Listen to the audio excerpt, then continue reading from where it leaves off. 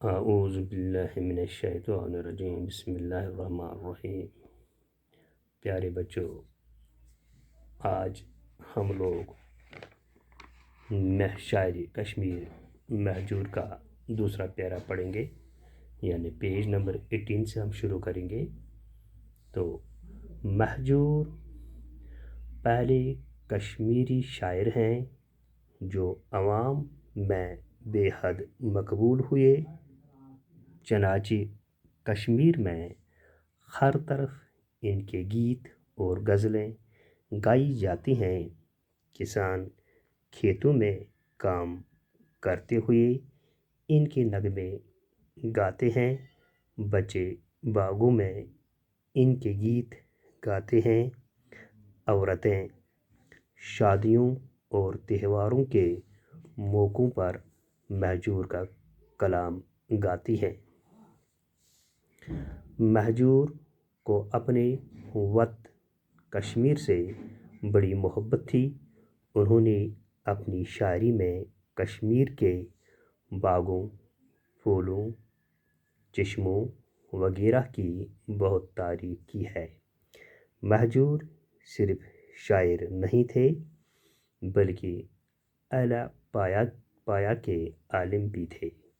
لداخ گئے تو لداخ کا سفر نامہ لکھا، جو سیاحوں کے لیے آج بھی بڑا فائدہ مند ثابت ہو سکتا ہے۔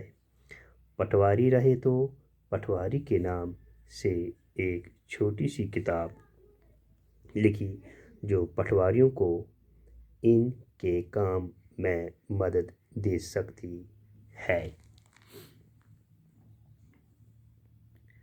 اپنے مرشد قلندر رحیم صاحب کی زندگی پر حیات رحیم کے نام سے ایک تذکرہ لکھا۔ اس کے علاوہ ان کے اور بھی کئی تصانیف ہیں۔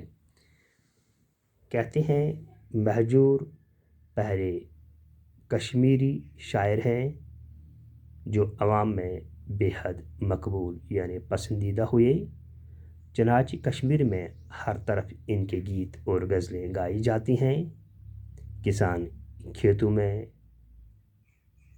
کام کرتے ہوئے ان کے نغمے گاتے ہیں، بچے باغوں میں ان کے گیت گاتے ہیں، اور عورتیں شادیوں اور تہواروں کے موقع پر مہجور کا کلام گاتی ہیں۔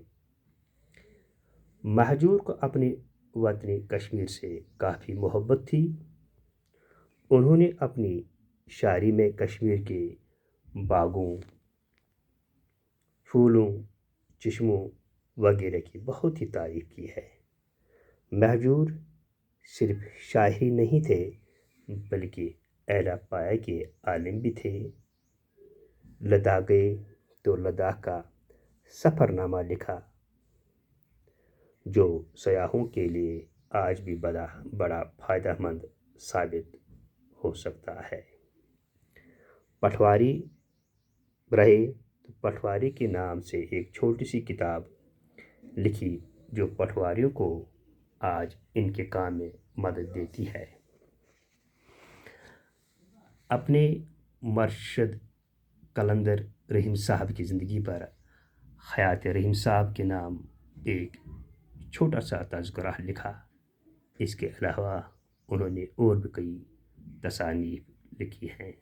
وما علینا الا البلاغ المبین۔